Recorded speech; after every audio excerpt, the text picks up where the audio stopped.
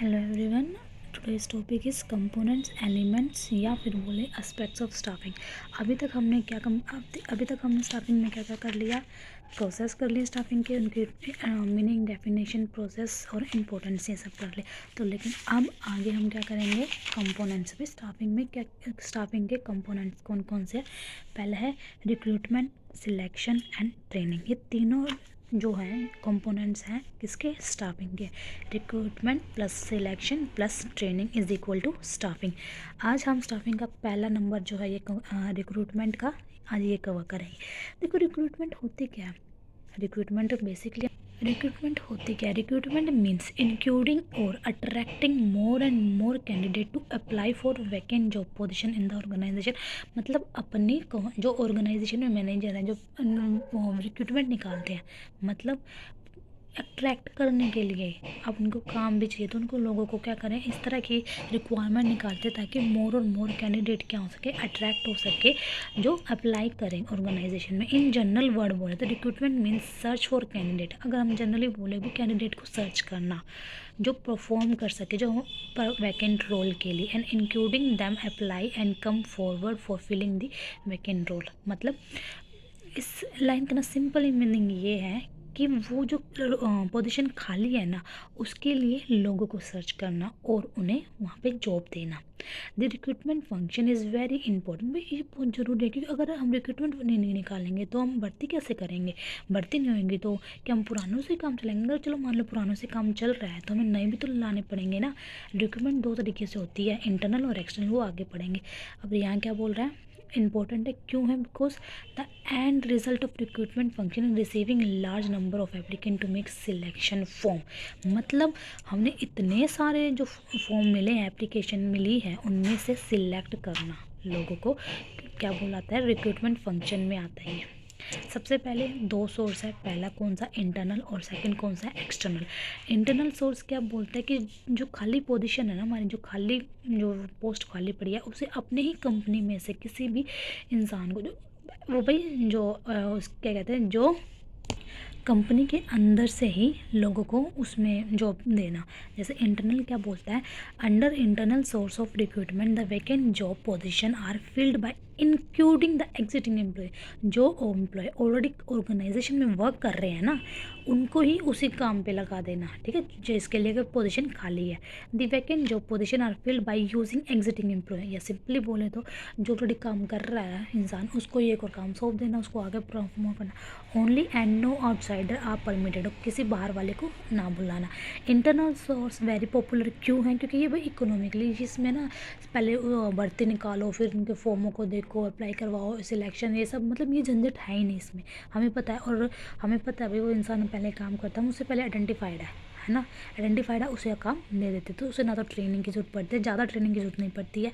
तो क्या है, इकोनॉमिकली है, मोटिवेट ऑफ द। और ये जो हमारे एम्प्लॉय पहले काम कर रहे हैं वो मोटिवेट होते हैं, हाँ भाई हमें नया डिपार्टमेंट मिलेगा, हमारी सैलरी भी बढ़ेगी, तो क्या कहते हैं, मोटिवेट होता है। Less amount of spend on training, जैसे बोला है कम ट्रेनिंग देनी पड़ती है, ट्रेनिंग देनी पड़ती है लेकिन कम, मतलब कम अमाउंट ऑफ स्पेंड करना पड़ता है। एम्प्लॉय आर ऑलरेडी फैमिलियर रहते हैं, ऑर्गेनाइजेशन के रूल रेगुलेशन से क्या है, फैमिलियर रहते हैं। So less chance of turnover का चांसेस क्या होता है, कम रहता है।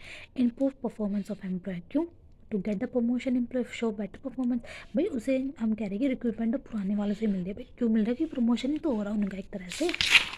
अब नेक्स्ट आता है इसका,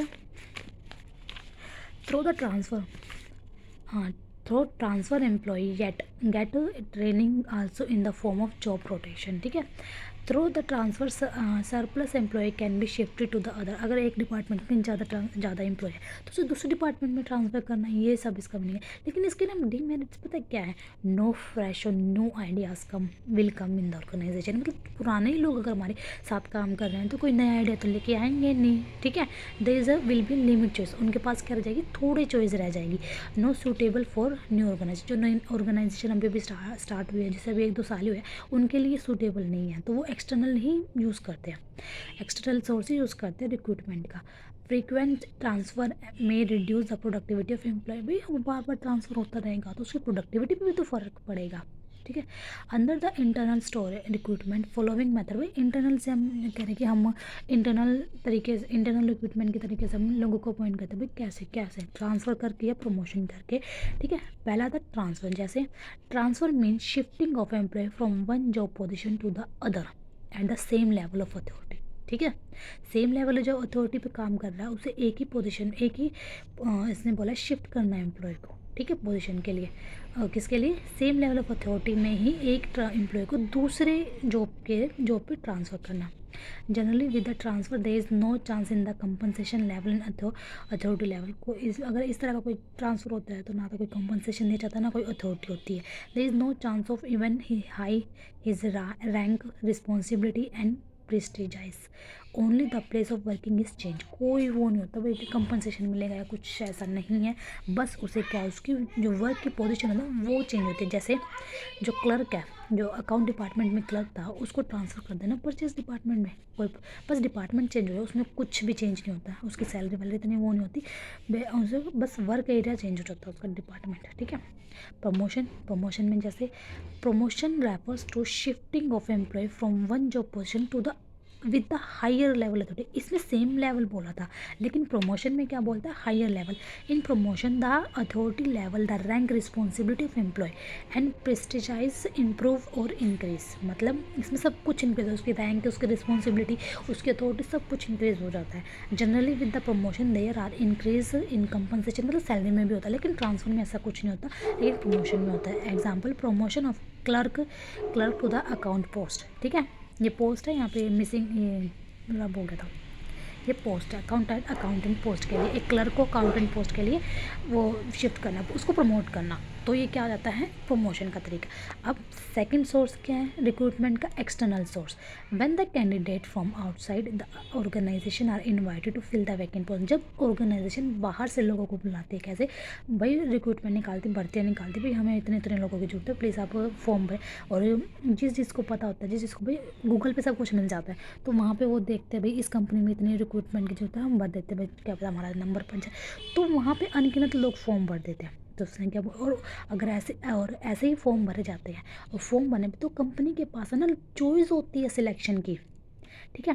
when the candidate from outside the organization are invited to fill the vacant position then it is known as external. अगर बाहर से लोगों को अपॉइंट किया जाता है तो उसको क्या बोलते हैं? External recruitment. In other word, अगर दूसरे शब्दों में बोला जाए तो when the organization meet his man power requirement from outside the organization. जब कंपनी को इंसानों की जो कंपनी को अपने एम्प्लॉयज़ की ज़रूरत होती है और वो कहाँ से बुलाती है? आउटसाइड, कंपनी के बाहर से बुलाती है, तो उसको क्या बोलते हैं? एक्सटर्नल रिक्वायरमेंट बोलते हैं। Whenever large number of job position are vacant then the external requirement is preferred. मतलब एक तो जो मतलब खाली है, पोस्ट खाली है, तो वो तो इंटरनल में हो जाती है, लेकिन जब कंपनी को 10-12 या 100 के करीब, या ऐसे बोलते हैं ना 100 के करीब लोगों की जरूरत है, तो वो कहाँ से मंगवाती है? बाहर से मंगवाती है। और इसका एडवांटेज क्या आता है? फ्रेश टैलेंट आता है। With the external requirement fresh and new talent come to the organization. Wider choice रहती है, मतलब फॉर्म निकलते हैं, लोग भरते हैं, इतनी सारी चॉइस मिलती है कंपनी वालों को, उसमें से मतलब एक को पिक करना, उसके पास ऑप्शन रहते हैं, बेटर को चूज़ करने हैं, ठीक है। Qualified personal by using external requirement the management can get qualified and the trend persons, ठीक है। उनको ही अपॉइंट करते हैं जो क्वालिफाइड हो, ट्रेंड हो।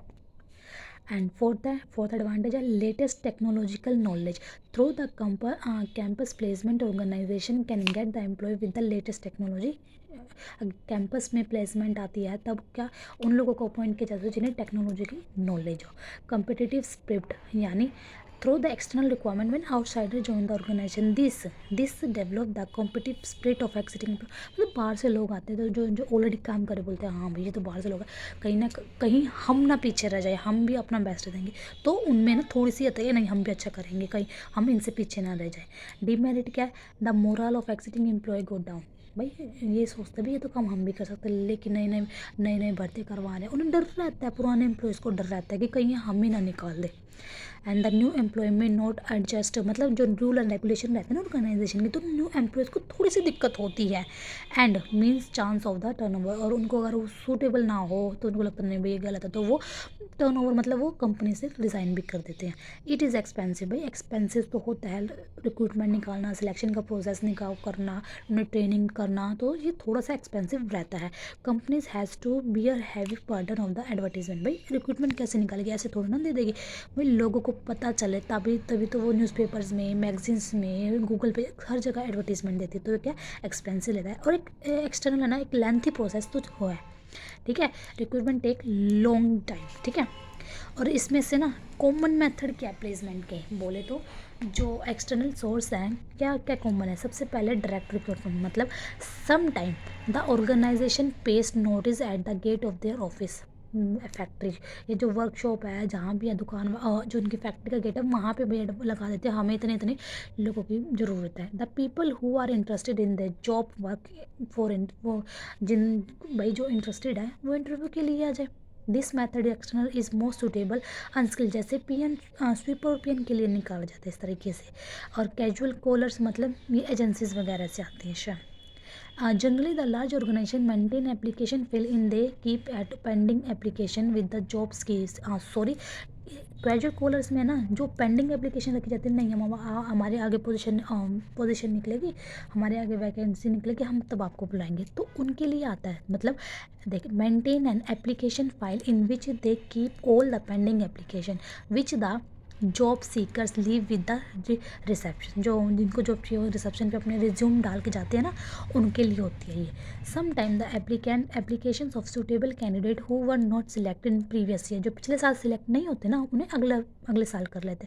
Selection processor also keep in application file, this application file is considered as a waiting list, जिसको हम क्या बोल देते हैं, वेटिंग लिस्ट में डाल देते हैं उन बंदों को, ठीक है। Whenever there is a job vacancy the suitable candidate form of the waiting list are called, ठीक है। उसको तो जो भी मतलब भाई कंपनी को लगता है कि हाँ भाई ये सूटेबल है तो उन्हें कॉल कर देते हैं, भाई हमें आपकी भाई ये पोस्ट निकली है, आप इंटरेस्टेड हो तो आ सकते हैं। और थोड़ा सा एडवर्टीज़मेंट, और ये एक्सपेंसिव रहता है भाई, हम जानते हैं एडवर्टीज़मेंट सिर्फ एक न्यूज़पेपर में या किसी में तो दी नहीं जाती, और एडवर्टीज़मेंट के लिए तो हैवी मतलब पे करना पड़ता है कंपनी को। द मोस्ट कॉमन और सबसे कॉमन और पॉपुलर मेथड है भाई external recruitment in advertisement about the vacant job position. The organization select the media advertisement keeping in the mind requirement, job position के हिसाब से अपने मीडिया को सिलेक्ट करते हैं। जैसे job for the accountant, the advertisement can be in chartered accountant general और unskilled और lower rank job position, advertisement can be local and regional newspapers, ठीक है। देखो जब हमें अकाउंटेंट की ज़रूरत होती है तब हम क्या कहते हैं, चार्टर्ड अकाउंटेंट जनरल पे पब्लिश करते हैं। लेकिन हमें थोड़े मतलब अनस्किल्ड और लोअर रैंक की पोजीशन के लिए लोगों की ज़रूरत है, तब हम किस में लोकल पे या लोकल और रीजनल न्यूज़पेपर पे देते हैं। But for the higher rank the skill job position advertisement is given national level reputed newspaper पे देते हैं, जैसे Times of India, Hindustan Time etcetera. जब हमें अकाउंट के छोटे मोटे लोगों की ज़रूरत रहती है तब हम किस में, लोकल या रीजनल न्यूज़पेपर में देते हैं। लेकिन जब हमें किसकी हायर रैंक के लिए लोगों की ज़रूरत होती है, जब हायर रैंक की लोगों की ज़रूरत है तब हम किस में देते हैं, टाइम्स ऑफ इंडिया और हिंदुस्तान टाइम में देते हैं। अब आता है एम्प्लॉयमेंट एक्सचेंज, ये गवर्नमेंट एक्सचेंज है, गवर्नमेंट एम्प्लॉयमेंट एक्सचेंज है as a middle man between the job seekers and the organization. ये ना एम्प्लॉयमेंट एक्सचेंज मतलब निकाला हुआ है, इसमें ना जो अनएम्प्लॉयड लोग हैं वो रजिस्टर्ड करते हैं और उन्हें जॉब दी जाती है, ठीक है। और जो गवर्नमेंट होते हैं ना वो मिडिल मैन का काम करते हैं, किसके बीच में, जिनको जॉब चाहिए, जॉब सीकर एंड ऑर्गेनाइजेशन के बीच में। दी जॉब सीकर है leave their biodata and detail and their qualification, सब कुछ डाल दे देता है विद द एम्प्लॉयमेंट एक्सचेंज। ये पोर्टल होता है, वहाँ पर अपनी सारी इन्फॉर्मेशन देता है। And when the organization approach employee, जब ऑर्गेनाइजेशन वगैरह इस पोर्टल पर अप्रोच करती है, जब उन्हें पता चलता है तो वो द सूटेबल कैंडिडेट को सेंड करती है, मतलब उनको कह देती है भाई ये वैकेंसी निकली, आप अप्लाई कर सकते हैं, आप इंटरेस्टेड है तो आ सकते हैं। देन प्लेसमेंट एजेंसीज जो होती है ये भी एक्सटर्नल मतलब कंपनी के लिए बहुत फ़ायदेमंद होती है। Placement agencies provide the nation wide service eight matching the demand and supply of workforce, ठीक है। This agency invite the biodata and record for various job seekers. In agencies के पास सभी के जितने जिसको जॉब चाहिए उनके सभी रिकॉर्ड्स रहते हैं, बायोडाटा रहते हैं, and submit and suitable clients and send them, और वो अपने जो मतलब ऑर्गेनाइजेशन उनके लिए तो क्लाइंट ही है और उनको भेज देते हैं। दिस एजेंसीज नेक्स्ट इज है this agencies charge fee for providing such service. भाई बस प्रोवाइड सर्विसेज, तो इस सर्विसेज के लिए वो अपने चार्जेस को चार्जेस लेती है। And these are the kinds of employment exchange in private enterprises. ठीक है, अब आता है कैंपस रिक्रूटमेंट। सिक्स्थ है campus recruitment. Sometime the senior managers of the organization visit, मतलब जो प्रोफेशनल कॉलेज वगैरह होते हैं ना, टेक्नोलॉजिकल इंस्टीट्यूट होते हैं, टू गेट फ्रेश ग्रेजुएट। मतलब जैसे देखो हम बीटेक वालों को देखें तो जहाँ पे बीटेक इंजीनियर स्टूडेंट होते हैं वहाँ पे प्लेसमेंट निकाली जाती है, कंपनी आए साल आती है। और जो फाइनल ईयर के जो स्टूडेंट्स होते हैं ना उनका इंटरव्यू लेते हैं, और जो सूटेबल स्टूडेंट होंगे उन्हें जॉब ऑफर करते हैं। तो वो सब चीज़ें यहाँ आती हैं। And people then the later technology know how this types of recruitment more common for engineer. बोलते हैं ना इंजीनियर्स कॉलेज हो गए, कंप्यूटर हो गया, MBA एक्सेट्रा, ये सब यहाँ होता है। The organisation prefer fresh graduate because they are can be the module according the requirement of the organisation. ठीक है, recommendation from the present employees, मतलब many firm encourage their employees to recommend the name of their relative friends. हाँ, ये भी होता है, जो company में ऑलरेडी जो बंदे काम कर रहे हैं ना वो रिकमेंड करते हैं कि भाई हमारे फैमिली में है भाई ये, या इसने ये क्वालिफिकेशन कर रही है क्या, आप उसे, मतलब एक कहते हैं सिफारिश वो आ जाती है। लेकिन भाई वो कंपनी देखती है ऐसा कुछ नहीं है, सिफारिश कंपनी देखते हैं भाई सामने वाले में टैलेंट है या नहीं है तभी देखेंगे। ठीक है, सिफारिश हर जगह नहीं चलती, बंदे का कॉन्फिडेंस लेवल, उसका क्या कहते हैं टैलेंट देखा जाता है। ठीक है, no the fill the vacant job position. The organisation prefer recommendation by trusting the goodwill of the present employee. ठीक है, जो ट्रस्ट करते हैं, जो एम्प्लॉय है ना भाई, कहते हैं जो पुराने एम्प्लॉयज़ है वो एक मतलब विश्वास के लायक होते हैं, तो उनकी बात को एक बार ध्यान में रख के कर लिया जाता है। भाई चल देखते हैं इसने रिकमेंड किया तो क्या होगा, तो अच्छा ही होगा। The organization can catch hold the existing employee if they are is problem with the new employee recommend by him. ठीक है, labour contractor, jobbers and contractor are the people who keep in touch with the labours in village. गाँव में से और जो rural area में से लोग आते हैं काम करने के लिए।